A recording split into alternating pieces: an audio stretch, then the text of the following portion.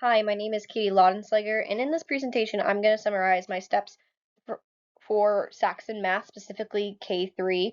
I'm going to talk about the curriculum's origins, the structure and context, and its function in the real classroom context. And my goal is to provide in this presentation a clear understanding of the curriculum and how it's designed, what works, what doesn't work, and in the implementation of it.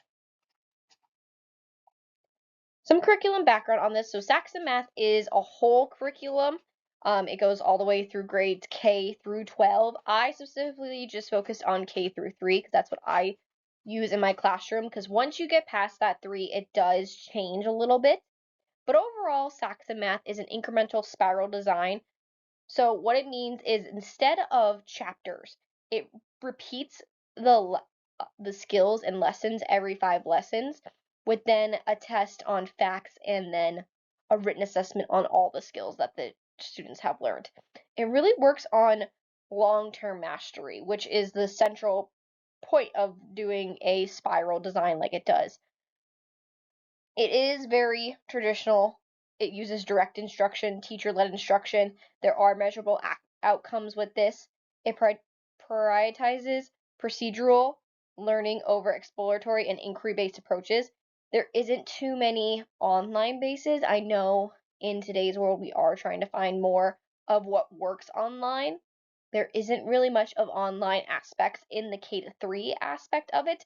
In upper grades, you could do more online work with it, but there's nothing too much like that. It is very strong subject matter and teacher focused. Like I said, it is teacher led.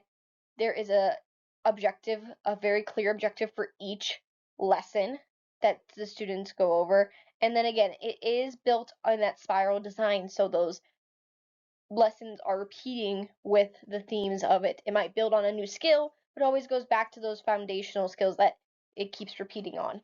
And there are very nice, clear routines in it. Another area of it can be improved is there is some limited cultural responsiveness. So there's not too many diversity in it. It does struggle sometimes with special ed in some aspects. I use it as a special ed curriculum, so I don't have any issues with it, but there could be some issues with it. Going into the curriculum proper, the curriculum emphasizes intellectual and physical learning. Like I said, it really works on the students calculating, working hands-on with everything. In K through 3, it does use a lot of manipulatives. There could be counters, there could be shapes, there could be number lines that are used to help with that physical learning. The lessons itself aren't like your typical math lesson sometimes. Like there's no workbook pages that you may be used to doing in some of your math programs if you are using them. It's very it's like training. So the students are training through this. It starts usually every day, depending again how you want to plan out your math lesson. If you were using this, it starts off with a meeting, so that is working on calendar skills every day. It's working on patterns every day. It starts off with that. Then it goes into fact practices, which it then builds on facts. Like I said, K through 3, we're working on addition, subtraction. It does get a little bit into multiplication around 3rd grade, and then it goes into that guided practice. And it's, again, it's that spiral organization and continual review is used every 5 lessons. There's a test. So the students are really working on trying to master those skills to then use it in the assessment. With this, because we are so focused on the facts sometimes, there is some limited real-world context with it. I think in the K-3, there is a good amount because we're using money, we're using time. A lot of math programs that I see do not use that, but there are some limited real-world context with that, which, again, with our diverse learners, with the way the world is changing today, there is some weakness in that. Going into the implementation. So, like I said, I use this program in my classroom. I use it as a special ed teacher in my classroom. It is a regular ed program that we just use at my school.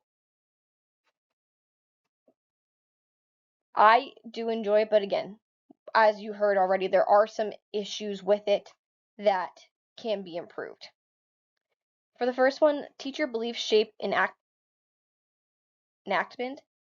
Teachers who value the structure, like I do for my special ed learners, we follow the script very closely. The kids know every day what to expect. There isn't too much wiggle room in that. With some of that, you have to look at the lesson ahead of time. You have to kind of think on the fly sometimes if you wanted to change anything. There is some limited modifications with it.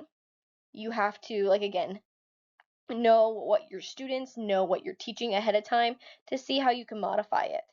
Some of the things I have to do is I am walking students through more of the new skills, because sometimes the lessons are so short that when they get to the guided practice, when they're supposed to do it independently, they don't know how to do the skills yet. So I have to add a little bit more into that guided practice before it is really the independent practice.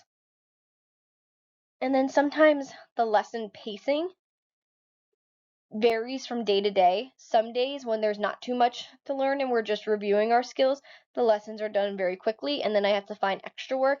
Some days when there are new skills, I do have to add in some things. And with some of this, like I said, online aspects, I had to modify to get more of, because students these days need more modifications with online programs. So our math meeting, like I was saying, which is one of the beginning things where they work on calendar skills, is done online. So that is one of the modifications that I made. The resource to time constraint affects the lesson sometimes, meaning that when you're using those manipulatives, when we're using certain things, it limits the timing that you could use for the lesson, depending on how long your math lesson is. And sometimes, depending on the lessons, schools are limited to what we can do. For example, this one lesson always sticks out to me when I'm teaching it. There's this one lesson where we're working on fractions, and it's great. It teaches kids how to use fractions and certain things, but then the lesson goes into me making brownies with the class. I don't have access to a kitchen and can cook brownies within an hour classroom time. So there's some different things in there depending on what your school has, depending on your time, that may change up the lesson. And then lastly, as I said many times, this is a spiral view and there's testing every 5 lessons. Sometimes the assessment is a lot of pressure for some students and it shifts away from the instructional focus. Like I said, I have special ed students who are doing this, and the testing is good because they get to see results. They like to see that instant gratification sometimes of how they're doing in math. But sometimes then when we're taking our math test, we can't do the lesson that follows the math test. So every 5 lessons, depending again on what it is, there may be a lesson tied to a day with a math test, and we just can't get to it because we're so focused on the assessment. So depending on how you think about assessment, how you want especially young learners in kindergarten through 3rd grade to think about assessment, and how we are already in this society so trained to test and teach for test, there could be some negative connotations with that. So overall, some concluding thoughts. It is very structured, it's procedural, it's predictable. I like that as a special ed teacher. And again, in a K through 3 setting, these children need structure, they need predictability, so they know what to expect every day. Sometimes the curriculum may look different depending on the teacher's beliefs, the classroom, the demographics, but it's all up to you on how you would like to use this curriculum. I, again, have to make modifications based on my learners. You would have to do this, I would think, with any math program. It all just depends on what works in your classroom and what your district allows. teachers must supplement for equity and depth. Like I said, I am adding in online aspects. I'm adding in extra things sometimes. And there isn't, again, too much diversity in the program, so sometimes you have to be equitable with what you're thinking with your students. And then lastly, each step reveals curriculum complexity. So the 3-step analysis shows that the curriculum is more than a textbook. There is no textbook for Saxon Math at the K-3 level, so you have to do more with what you're implementing in the daily, and you have to see what you can do as a teacher. It kind of brings out what some teachers are great at or some teachers struggle at.